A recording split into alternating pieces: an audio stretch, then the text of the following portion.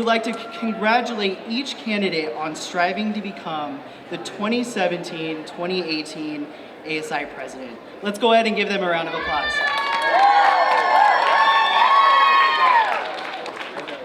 At this time, we'd now like to thank our Dean of Students Advisor, Blanca Ramirez Navarro, our ASI Advisor, Lindsay Lee, and a special thanks to our Administrative Assistant, Tracy Watson.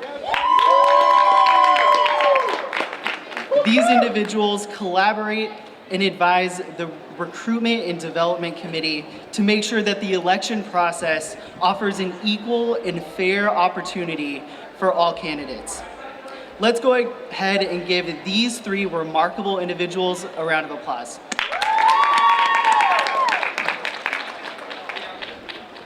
So here's how it's gonna work. The Recruitment and Development Committee collaborated and developed this debate structure revolving around 6 rounds. Round 1, opening statements. Round 2, leadership.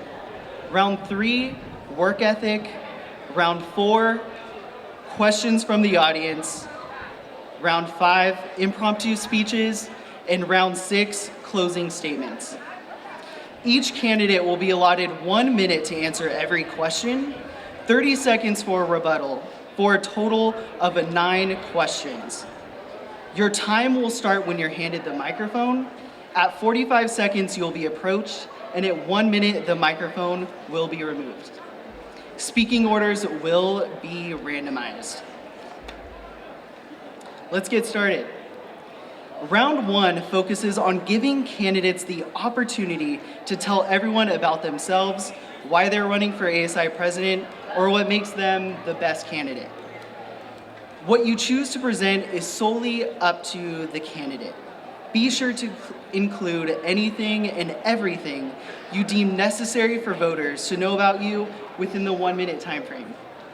There will be no rebuttals for this round, and the time starts when Lexi hands you the microphone, starting with Chase. Thank you. My name's Chase Dean, and I am a third-year political science major running for ASI president. My campaign is founded on 3 central ideas: equity, community, and affordability. When I talk about equity, that means giving marginalized and underrepresented students a platform to speak on, as opposed to speaking for them. That also means combating hate crimes more aggressively on this campus. When I talk about community, that means mending the relationship between permanent residents and students, and ensuring that students aren't taken advantage of and are recognized for the philanthropy and community building that they do. And lastly, when I talk about affordability, that means that advocating against all major tuition increases, and ensuring that no matter the socioeconomic background of a student, they can afford to attend Cal Poly. Our campaign is focused on change. And we can create change when we all work together. So if you vibe with my campaign, I ask you to create change with me. Thank you. It's your turn, Riley. Hi everyone, my name is Riley Nilsson, and I'm currently a third year studying agricultural sciences from Napomo, California. Not only am I super involved within the College of Agriculture, I'm involved campus-wide, meaning that I have been in student government for the last 2 years. This year, I'm currently serving as the ASI Chair of the Board of Directors.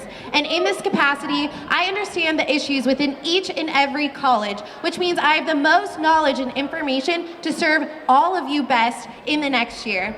Not only am I passionate about student government, but I am also a resident in our San Luis Obispo community, meaning that I understand the importance of our town-gown relationships. I'm running on the platform of 3 R's: building relationships, providing more resources, and advocating for student rights. And if these 3 things resonate with you, I hope that you can ride high with Riley on your Cal Poly portal next Wednesday. Thank you.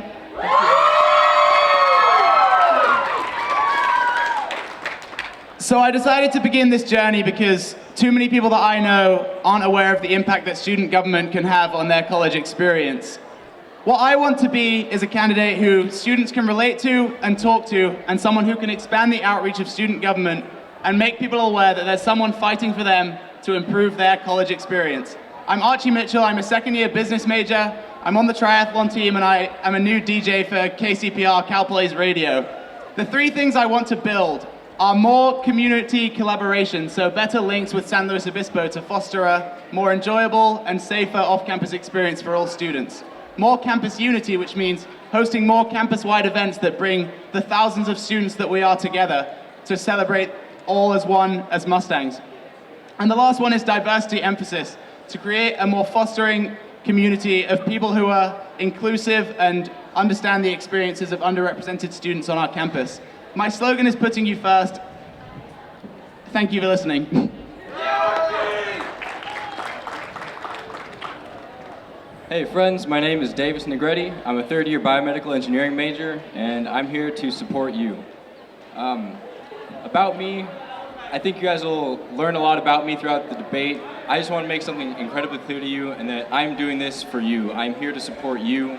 My campaign is not going to be one built off of promises that I can't keep or that I don't know how to make. My campaign is going to be one about my character. I will pledge to lead you with empathy, with transparency. I will lead you caring about the issues that matter most to you. You know, the fact of the matter is that I'm here, I'm going to be a straightforward guy, I'm going to be clear with you, transparent and honest, and those are the things that you can expect from me, guaranteed no matter what. Thank you. Thank you, Davis. Round 2, leadership. This round of questions will be focused on your leadership abilities and past experiences. The question is, tell us about a time when you worked on a team and faced a conflicting viewpoint with a fellow team member. What happened and how did you deal with it? We'll be starting with Riley. So this year I've had the opportunity to serve as the ASI Chair of Board of Directors, and I absolutely am so proud to be able to work with 27 directors across the board that have differing viewpoints, differing opinions, and we're able to collaborate and work together on student issues regardless of our political differences. And in this role, we constantly hear from student perspectives that don't necessarily agree with each other, but it's the collaboration, it's being respectful, and it's providing an environment where students can share their voice that I really think is what makes Cal Poly so student-driven. And so regardless of the differences that we might face in the boardroom, the outcome is always to benefit the student body. And so I'm extremely grateful for us to be able to experience that and really emphasize the learn by doing, because the reality is once we're out in the real world, we're not going to be able to sit around a table with 27 different viewpoints and be able to collaborate on very difficult conversations. So definitely serving as the chair this year has been extremely eye-opening, regardless of the differences of And opinions. that is time. Next up, Archie. Working on any team comes with conflicts of interest, and it can be as big as starting a peer mentoring program at my old school back in England, and it can be as small as having conflicts of interest with people in your groups that you might have in classes at Cal Poly. I've dealt with all of these problems, but a funny story I'd like to tell is my first ever group project at Cal Poly. We didn't meet up until week 8 of the course and only had 2 weeks left to finish a 15-page project, but what we were able to do is really pull together at the end, and I experienced a great challenge, which was trying to bring my group together, and that's something I would love to do for you, is bring together a great group of staff that would really fight to push for the issues that students want and need. Thank you, Archie. We'll be going to Davis now. Can I ask you to repeat the question? Yeah. Tell us about a time when you worked on a team and faced a conflicting viewpoint with a fellow team member. What happened and how did you deal with it? Right on. So the first thing that comes to mind is I've been an RA for 2 years now. I've worked on a staff of up to 15 people with very diverse viewpoints. A specific instance that comes to mind is planning programming for freshman residents.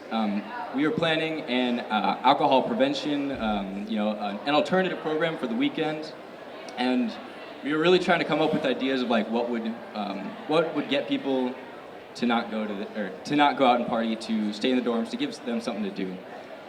We had a lot of ideas ranging from like rock painting to renting out a movie theater, and it's hard to know what is the best thing to do for the most people. And I only have a minute, so the long story short is it takes a lot of clear communication, a lot of I think this is best because of Y, you think this is best because of X, can we meet in the middle? We ended up doing it, we rented out a movie theater, it was awesome, it was a great time, it was successful. there we have it. And that is time. Thank you. Chase? Thanks. So working on ASI board directors, as Riley said, we face a lot of different conflicting views. We have people from different colleges, different majors, all that. And I remember certainly when we write resolutions, there's a lot of varying different opinions. For instance, one of the resolutions that I wrote, or endorsements that I wrote, was for third-party exit interviews for faculty of color and other underrepresented groups. And a lot of people were concerned about the rollout of that or the timing of that. So I think having the relationships with the people you work and the people you're dealing with and ensuring those relationships are strong makes that process easier because you're able to talk outside of the boardroom, talk outside of the classroom, and really get to know each other and understand where they're coming from and take on all of the perspectives and understand how we can create something that benefits every student. So, thank you. Thank you, Chase. Next question. Describe a time when you were in a job, club, or organization that was undergoing a significant change like rebranding. How did you or would you make that transition successful? We'll be starting with Archie. So the biggest part of rebranding is trying to reach as many people as possible. What I would like to do as the ASI president is not essentially rebrand, but give ASI new energy and new abilities to connect with the student body. This would come through hosting programs where students know that the money that they pay into ASI is going to something that's having a positive impact on their experience. And I think the events we already have going on are great. So It's On Us and Buck the Stigma are really, really important events, but until we start to educate people about the need for these events and the positive impact they're going to have on their experience, we're not going to see that turnout and that involvement in student government that we necessarily should have. So these are some of the things I want to improve as an ASI president. Thank you. We'll now be going to Davis.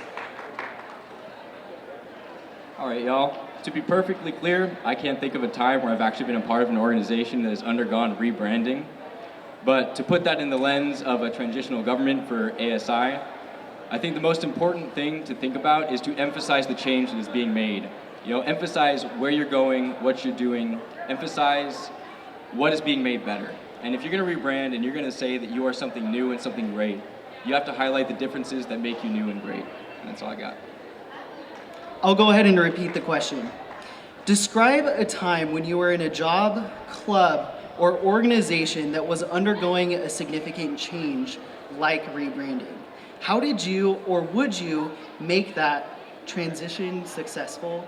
Next up, we have Chase. Thank you. So there might be a few of you out there that connect with this, but I was in marching band at one point, and while I was in marching band, we went through a process of changing leadership from one year to another. And while we were doing that, I think something that really stuck out to me was ensuring that we were transparent as possible and we got the voices of the members.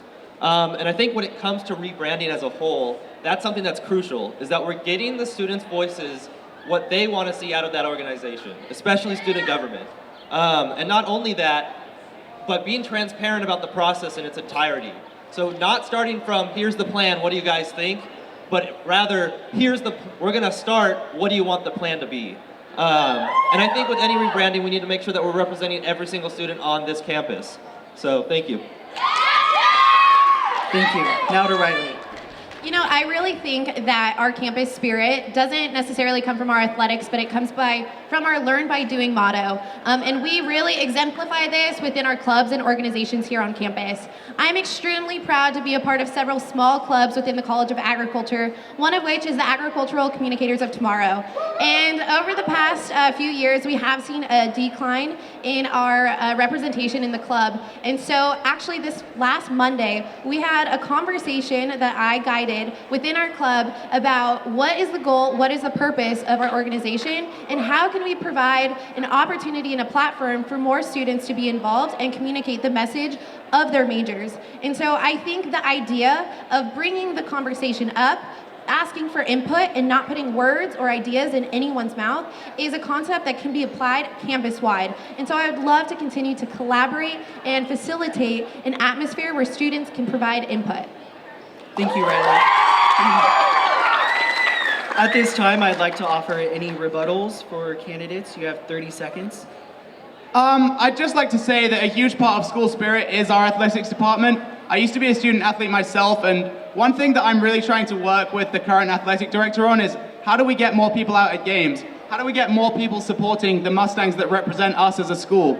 And one way we're going to do this is by hosting huge events before games that make the experience more enjoyable and bring a lot more people together. And that is time. Thank you. Next round, work ethic. This next round of questions will be focused on understanding your work ethic and how you operate as a leader. As ASI president, there'll be times where you'll be put under intense pressure and stress to perform well. Describe a time when you were in a similar situation. How did you manage this stress and not only maintain your expectations, but exceed them? This time we'll be starting with Davis. All right. I'm not going to talk about a specific time because for me, college has been one ball of stress starting from like week 3 and it's never ended. About me, about my work ethic, I'm a first generation college student. I come from a low income family. I work 2 jobs to pay to go to college. I don't receive financial support from my parents. And that's a lot to juggle. I'm an RA too, and that comes with its whole bag of worms. You know, you got people knocking on your door at midnight, asking for help, They have a lot of problems, and I love helping them. I've been a part of clubs. The second week of school here, I got a job with the Multicultural Center. I've worked with them. Throughout my time here at Cal Poly, I've always been working. I've always been stressing, you know, I've got these jobs. I go to school. I've got a girlfriend. I've got friends. I try to go to the gym sometimes. It's a lot, and I've done pretty well for myself so far, and I think I can keep doing that. Thank you. Chase? Thank you. I think a time where I had a huge workload and expectations was when I was an RA last year in Trinity Hall. Not only did I have to do paperwork, make sure that everyone in the building and my buddy building were safe and felt included, but I also had like 600 students' safety that was on me, and that responsibility fell on me. But not only that, but ensuring that each one of those students had a successful start to their college.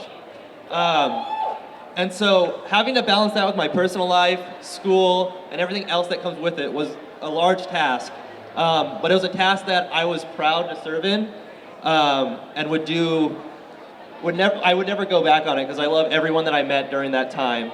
And I think being able to show that I can balance school, I can balance personal life, and I can balance relationships with peers and make sure that that doesn't interfere at all shows that I have a commitment to what I do and a strong work ethic. So thank you.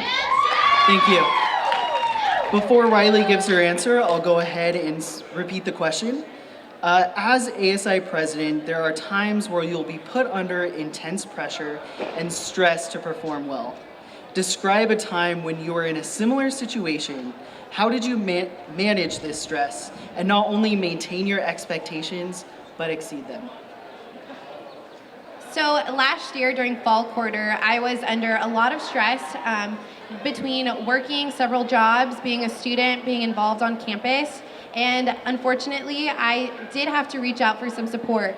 And I'm grateful for the counseling services that we have here at Cal Poly. And it really helped me realize how much our students need those types of resources on campus. Not only was I using them, but several of my friends were also, for the first time, acknowledging that mental health is an issue here on our campus.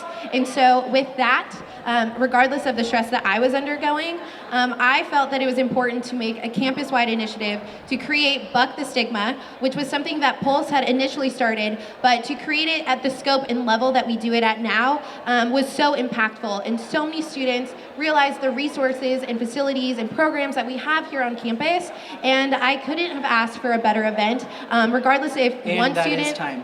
Thank you, Riley. Archie? So, I love Cal Poly. I love representing students, and in my role as a student athlete my first year, that was one of my primary responsibilities, was to represent Cal Poly at the highest level. So, I used to have to train upwards of 20 hours a week. I would have to keep my diet in order, and whenever something would happen in the classroom, it was just as important to me as what was happening in the swimming pool. So I had to juggle an intense course of classes and also an intense swimming career. But I managed to do that, and I was very proud to go out and represent the Mustangs at competitions and things like that, and just hope to represent Cal Poly at the highest order. But I've been under stress. I've worked upwards of 20 hours a week training and kept my diet in order and things like that. So it's something I'm really passionate about, is working well under pressure and having a lot of time committed to things. Thank you. Next question. Are we doing rebuttals or? Yes, my apologies. You have 30 seconds for any rebuttals. Starting with me? Yeah. All right, friends. This is going to be much a rebuttal, but Riley talked about the Buck the Stigma campaign, and I actually want to give a huge shout out to Riley for doing that. I think that is a fantastic thing to do. One thing I would say that if I was elected president, I would love to see the expansion of that further, because it was a fantastic thing, and we need more of that on campus. Thank you. Do any other candidates have a rebuttal? I would just like to add that regardless what stress the ASI president is under, I think the bigger picture is regardless of the programs or events or outreach that is done, as long as one student voice is heard, as long as one student is impacted, I think to me that is exceeding the expectations of the ASI president. Thank you. Mental health is a topic that, whether it has personally affected you or not, it's affected all of us at college. We all have friends that struggle with mental health issues, and we all know people that do so. So I would work tirelessly to make everybody know that this is something that's very important to all students, regardless of whether it affects you personally or not, and boost the attendance at events like Buck the Stigma so that we can have that positive impact on a wider range of students. Thank you. Anyone else? Awesome. Next question. The ASI president has a full workload from meetings, speeches, and other important events. There will be many instances where you're exhausted, yet you still have to perform at a high level. How would you describe your endurance when staying mentally present for long periods of time? This question will start with Chase. So this quarter, I am in 20 units, on ASI board of directors, tutoring people in English downtown in the early mornings, and also taking time off for myself. So I think I can handle that large workload that's often put on the plate of the ASI president, and still maintain being mentally engaged and understanding what is going on. I've written resolutions throughout this year, and I was in 20 units last quarter. I've written an endorsement, so I've done the work, I've done the research, I've had the conversations while still balancing school, personal life, and extracurriculars. So I think I can more than handle the plate that is put in front of me with all the work that is given to the ASI president. And not only that, but the work that I put out will be exceptional and will benefit all students. So thank you. Thank you. Riley's up next. So between my high school year and freshman year of college, I actually did an internship with the Department of Education where I traveled across the state of California teaching in classrooms, facilitating conferences, and working with industry leaders. And under this intense pressure, I was working on some nights about 4 hours of sleep. And throughout the entire week, night after night, day after day, I had to perform. And so I understand what it's like to work under pressure, but always keep the end goal in mind of we are serving students, we are here for students, and that is what I'm all about. And it doesn't matter how tired I get, I promise that I will be there to serve you. Thank you. Before Archie responds, to be fair, I'll repeat the question. The ASI president has a full workload from meetings, speeches, and other important events. There will be many instances where you're exhausted, yet still have to perform at a high level. How would you describe your endurance when staying mentally present for long periods of time? So one of my favorite quotes is, if you love what you do, you'll never have to work a day in your life. And I do understand that it's going to be very challenging. There's going to be a lot of meetings, and there's going to be a lot of speeches to give. But these are my favorite things. I love talking to people, I love connecting with people, and I love speaking in public. And most importantly, I would love to be the voice of the student body. I would work tirelessly to give students what they want and need and represent concerns that students from all across campus are having. And yes, I do accept that it will be very challenging, but it's something I'm very excited to do and look forward to very much. Thank you. Now to Davis. All right, so you want to talk about mentally present right now? I want to run y'all through my morning this morning. I woke up at 5:20 this morning to go to work. I worked until 9:30. I had class at 9:40. I had that till 11. We started this debate just after 11, and that's where I'm at right now. I sincerely hope that I seem mentally present, that I'm aware that I'm doing my jazz all right. But I think that's an example of I am under high stress, I'm under a high workload every single damn day. And I think I do all right for myself, and I can continue to do that throughout any presidency and any challenge that's put in my way. Thank you. Thank you. At this time, I'd like to open it up for rebuttals. You have 30 seconds. Riley. In my role as ASI Chair of the Board of Directors, the current ASI President and myself have very similar meeting schedules. And while our ASI President does a lot different meetings as well, I am also working in our ASI office constantly, and I am ready to take on the workload because I understand the And that importance is of time. serving students. Thank you. I'm not sure if anyone else out there is involved in new student transition programs, but I'm currently in training to be a slow days leader and a wow leader. And just when we talk about being mentally present, try being mentally present for a 3-hour meeting every week. It's really fun. I love staying engaged and focusing on what we're learning about, but it's tough, but I love it. Any other candidates? Rebuttal? Awesome. Moving on to the next question. The next round of questions will be provided by the audience. ASI student government centers its ideals around the students, and we pride ourselves on shared governance. The first question is, what do you see being the primary role of the ASI president other than the voice of students? This time, Riley will start the answers. So I believe that the primary role of the ASI president is always to serve the students, regardless of what task you are doing. You are representing 21,000 students. And we do this in so many different ways within student government, whether it's building relationships with our local government, whether it's building relationships with administrators so that we are able to create change immediately. These are the different roles that the ASI president will take on. And I hope that I can build relationships with those individuals because I think that that is the best way that the ASI president can serve the students. Thank you. Next up, we have Archie. So the role of the ASI president, like Riley said, is always to represent the student body, but expanding on that, I think the role of the ASI president should be to join 20,000 students together so that we can champion causes we all care about. A lot of things are happening at the moment. The Mustang Village rent is going up and tuition is proposed to increase. When we all rally together as 20,000 students behind someone who can lead us as a group, we can effect change that's going to have meaningful impacts on all of our lives. And I think that should be the primary role of the ASI president, to rally the 20,000 students that we are all together to champion causes that have positive impacts on our lives. Thank you. Just to be fair, I'll repeat the question. What do you see being the primary role of the ASI president other than the voice of students? Next up, we have Davis. Right on. So, of course, the president is the voice of the students, but a timeless phrase is that actions speak louder than words. It's more than being a voice, it's advocating for students. If I were president, I would advocate to the end of the world for y'all. If you're upset about registration, which I know you're upset about registration, I would voice that concern, I would advocate for you.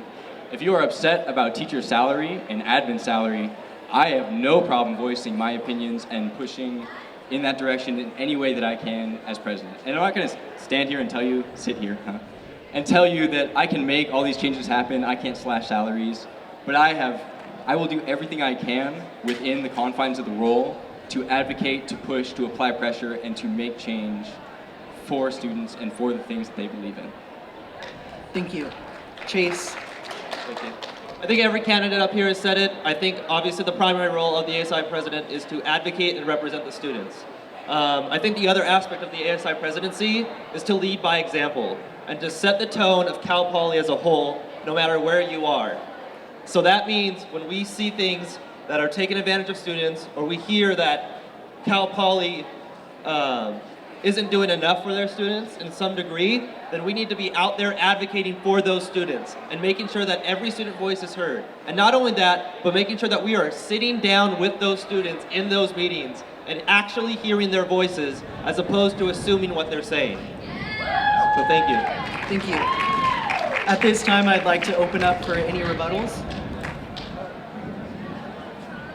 If I was selected for this position, I just want to clarify that I would not advocate for slashing salaries. I believe our faculty and staff work tremendously hard, and they are not paid very well to live in a very expensive community. And so the fact that they are motivated to teach at an expensive school, I think is really inspiring. And so I think building relationships with our faculty and staff to understand how we can work with them is where the ASI president can definitely play a role. Thank you. I think alongside the primary role of the ASI president comes the responsibility to be someone who is relatable, and I think I could be that person for a lot of people. I'm very easy to talk to, I'm approachable. Sometimes I like to think I'm even quite funny, and so I think that's a huge responsibility for the ASI president, is to be someone that you can talk to and someone that you can connect with very well. Thank you. Any other candidates? I'd just like to say that at the core of it, the ASI president represents the student body. And I think at the core of it, I represent the average regular student. I don't think I can come up here and give grandiose speeches and sway you to the end of the moon and back. But I'm here and I'm me, and I think that I represent you truly and deeply. Thank you. Anyone else? Awesome. Next question. How do you plan to ease tensions on campus between groups?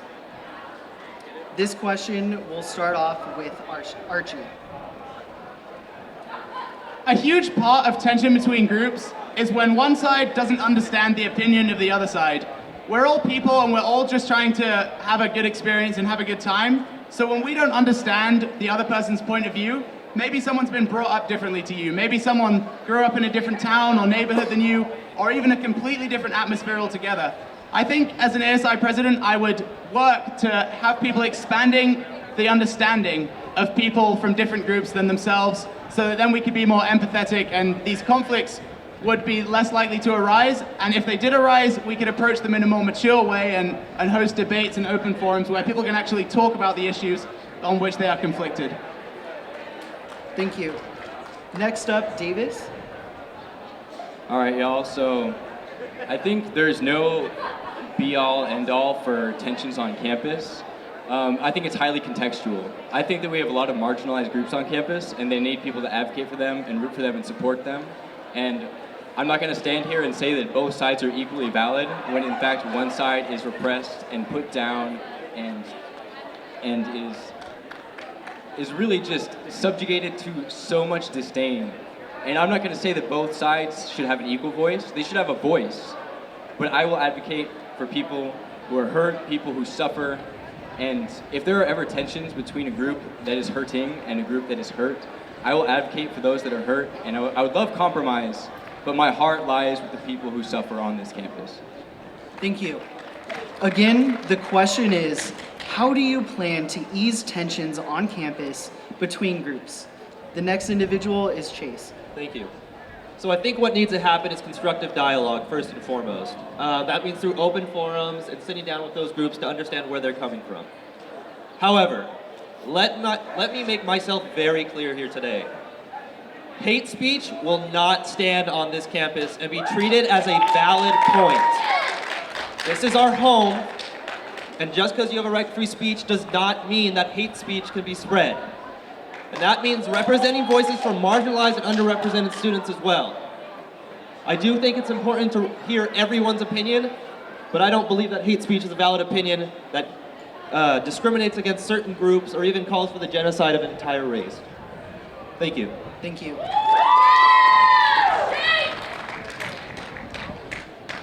So throughout this year, I have had the opportunity to learn from a lot of different groups on our campus, really dissect why they are passionate about their issues, And the bottom of the line is we are here to get an education. We are here to learn. And we are always going to have separate sides on every issue. So how can we bring those voices together? Our current ASI president has implemented diversity roundtables, and I think that this is a great platform for students to share their voice. And so having those more often is something that I would like to see to make sure that we are collaborating and learning from each other instead of being reactive to situations after they have already happened. We can be proactive and work together and learn from one another.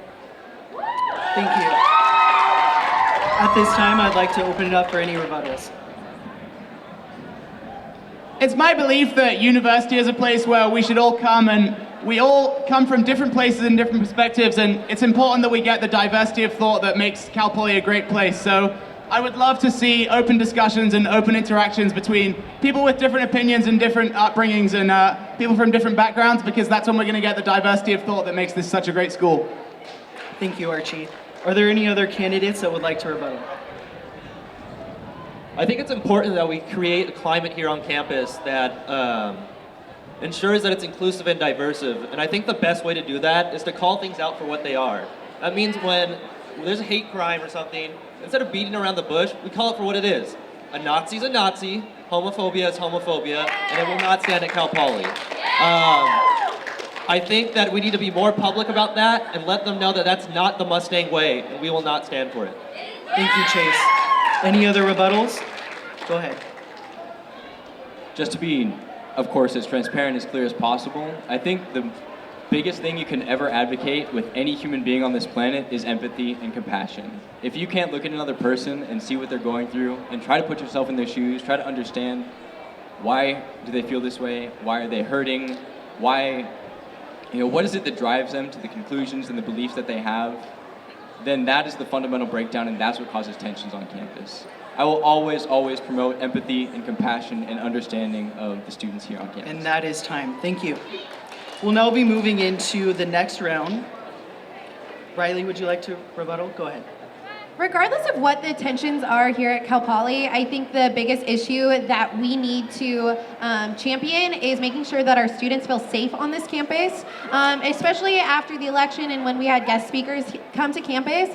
There were students that did not feel safe. And so I want to make sure that they feel like their voices are acknowledged and heard and they're respected here at Cal Poly so that we create a safe community.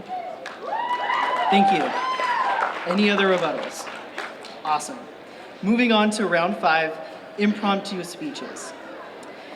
If elected as ASI president, there'll be many instances where you'll be approached by university officials, esteemed faculty, or student constituents. While some instances may be more casual, others may require more professionalism. In this next round, candidates will respond to a prompt in an impromptu speech format. All 4 situations came directly from the current ASI president, Jana Colombini. You will be given 30 seconds to think of your response and 1 minute to deliver your speech. Your time starts when you're handed the microphone, and at 45 seconds, you'll be approached, and at 1 minute, the microphone will be removed. Again, 30 seconds to think of your response, 1 minute to deliver your speech. Before the debate started, candidates drew a letter that corresponded with a specific scenario. And first, we'll have Davis respond to this scenario. Reporters find you in your office and start asking you questions about your opinion of a controversial speaker coming to campus. How would you address the reporter, and what would you say? Your time starts now. Thinking time, right? 30 seconds, yes.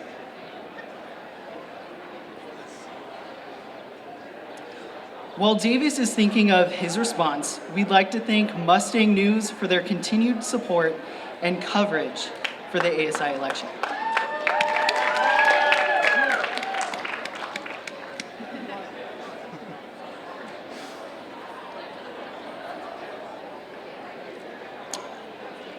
Time is up, and whenever you're ready. So, in the given scenario, again, reporters in the office asking me about speaker on campus who's controversial. I think at this point in this scenario, I'm a representative of the university and the student body as a whole. So the words I say need to be chosen very carefully. The opinions I express need to be clear, but they need to take into consideration what the climate needs and wants as a whole. Putting this in the frame of Milo, I would, in that scenario, try to make it exceptionally clear that his speech is cruel, it's wrong, and hateful. And there really is no place for such speech on this campus, but I want to make incredibly clear that there is a First Amendment right to say terrible things. Like, you have every constitutional right to be a jerk And that in this is country. time. Thank you. We'll now be moving to Chase. Your scenario is students are concerned about diversity and inclusion on campus. They call on ASI to act now. What do you do? Your 30 seconds to prepare starts now.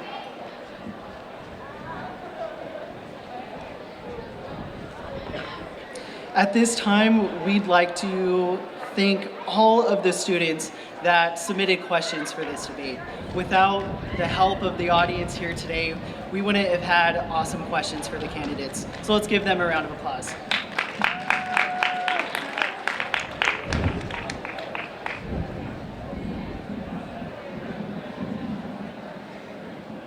Chase, your time is up and you may begin. Thank you.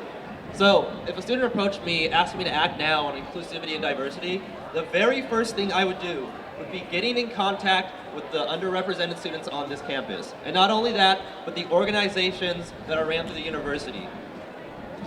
I'm not going to be able to be the one to solve that. I'm going to work to help solve it, but I'm not going to speak for those students and why they believe that it isn't inclusive. So having that dialogue and hearing it from them and set up through open forums, individual meetings, group meetings, and all of that to hear what exactly is it that is making you not feel included on this campus, and tackling that issue and meeting with administration and still keeping those students at the table past that point, will fight for inclusivity and diversity. So thank you. Thank you. Next up, we have Riley. Your scenario is as follows. A student emails you and asks you what your opinion is about the recent United States presidential election. What do you say? Your 30 seconds to prepare starts now.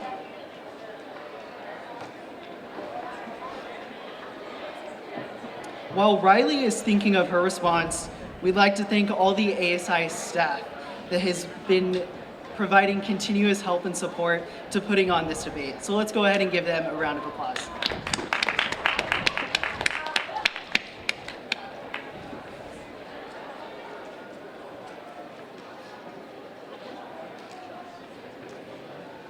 Riley, your time has ended and you may begin.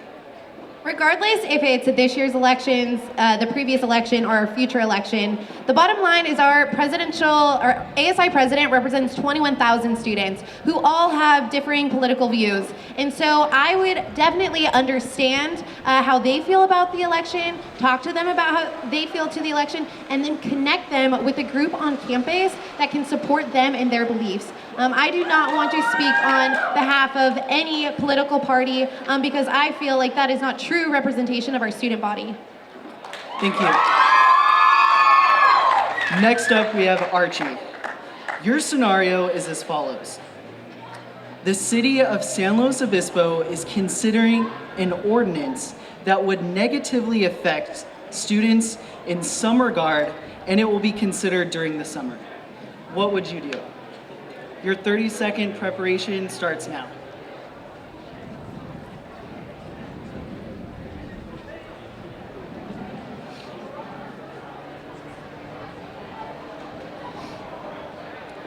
At this time, we'd also like to encourage all students to check out the election page on the ASI website to learn more about the candidates and possibly instant runoff voting. And Archie, whenever you're ready. As an advocate for students and a representative, I think our place in the San Luis Obispo community is very important.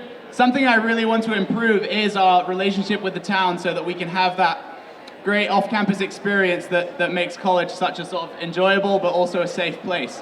What I would do is I would make my voice, the voice of my students that I would represent, I would make that voice heard in the community and make sure that the San Luis Obispo community knows the positive impact students do continue to have and how this would negatively impact us, and figure out a solution that's best for both San Luis Obispo and best for the college students that the decision would impact.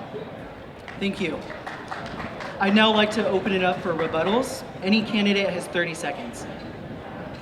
To touch on the relations with our city council, we have great relationships with our city council members, and there is actually an issue that is going to be voted on over the summer currently, and it is because of the relationships that we have established within student government that they were proactive, came to the students first to ask what we would like to do about the situation. So they are including us in the conversation, and it is because of those relationships, and I would like to continue to build those relationships with our city officials. Thank you. Any other candidate? To finish my thought from before, you have a constitutional right to be a jerk, but that doesn't mean your actions do not have consequences that will be very real on this campus. If you advocate for the destruction of an entire race of people, you might get punched in the face. I'm not saying that's the right thing to do, but that's the thing that might happen. In the grand scheme,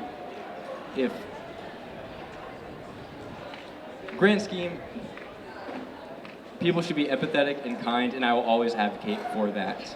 Thank you. Chase? On the topic of ordinances and legislation, when we have ordinance or legislation that's passing through the city, I think it's important for the ASI president to be aware of what they are and what the language is. For example, if there's specific language that gives time frames of fall quarter to winter quarter, we need to be aware of that. And we also, if it affects students, we need to be in the process of drafting that legislation rather than being so far down the line where they're like, oh, we're already going to go through with the pilot process, I hope you guys like it. So I think having a seat at the table is crucial for that. Thank you. Archie? I have a wonderful relationship with Mayor Heidi Harmon. Her and I went out for breakfast the other day, and she got a lovely looking burger, and I had some pancakes, and we just chatted about issues that affect college students, whether it's how to foster a funner environment for students off campus, and that's something I really want to work closely with her on, whether it's implementing solutions that reduce fines or even push the noise ordinance back to a later time so that we can have that thriving off-campus experience. But like I said, Heidi Harmon and I, we're great friends and we have a very good relationship, and it's something I look to build going forward. Thank you, Archie. We'll now be moving into our last and final round, concluding remarks. This round focuses on allowing candidates to say any last remarks they may have. You may possibly talk about your platform or anything you deem necessary for voters to know. We'll be starting with Chase. Some people will say change is hard. Some people will say it's intangible. But when students such as all of you look around and say the status quo is unacceptable, that's how real change starts. And that is the purpose of my campaign. We are running on the ideas of equity, community, and affordability, issues that have tangible solutions. We can provide a platform for underrepresented students. We can make sure that Cal Poly is affordable. 1 in 5 CSU students are food insecure, and 1 in 10 CSU students are homeless. I can't say that I'm 100% Cal Poly proud when we aren't addressing these issues. And that's what my campaign, our campaign is about, is addressing the issues and offering tangible solutions. So thank you. Thank you. We'll now be moving on to Riley.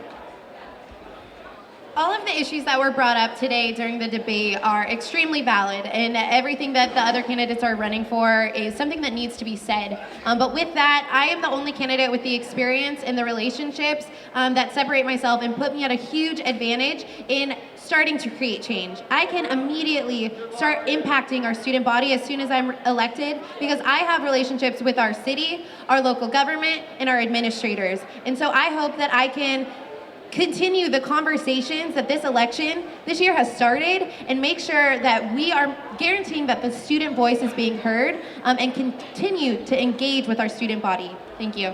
Thank you. Archie's up next. So I have a cousin back home, her name's Evelyn, and she's 14 years old, she's beautiful, she's athletic, and she's probably the most important woman in my life. And at 14 years old, she already knows that she's gonna come to Cal Poly, she's gonna be a cheerleader, and she's gonna join a sorority. And what I want to leave as my legacy at Cal Poly is a place where she can feel safe, and where she can have a great experience off campus and on campus, and where she can just have a really amazing time. I'm invested in the future of Cal Poly through my positions in NSTP and through having family members that plan to attend Cal Poly in the future. And I want to affect positive change that's going to give us the best experience possible now, tomorrow, and going forwards. Thank you. Thank you. Next up, Davis. All right, y'all. I hope throughout this entire debate you've seen a bit about me and about who I am. If there's anything I want to make incredibly clear, it's that I'm a regular Cal Poly student, and I'm here solely because I care. I'm here solely because I see the issues that you face, and I'm tired of those issues, the same as you, because they hurt me just as much as they hurt you, and I'm here to advocate for you. I'm campaigning on leadership, transparency, and empathy. I hope I've made my sense of empathy a little clearer to y'all. I hope it's been pretty transparent. I feel like I've been pretty transparent about what I'm here and what I'm about. And at the end of the day, if you see what you like and you want someone like me, just vote for me. And if my style and who I am and what I'm doing is not for you, like, it's a democracy. Vote the other way. I'm just here because I care. Thank you. And with that, that concludes the ASI Student Government Presidential Debate. Remember to vote on your Cal Poly portal April 26th at 9 a.m. to the 27th at 9 a.m. The election announcement will be right here next Thursday, April 27th at 12 p.m. Thank you so much.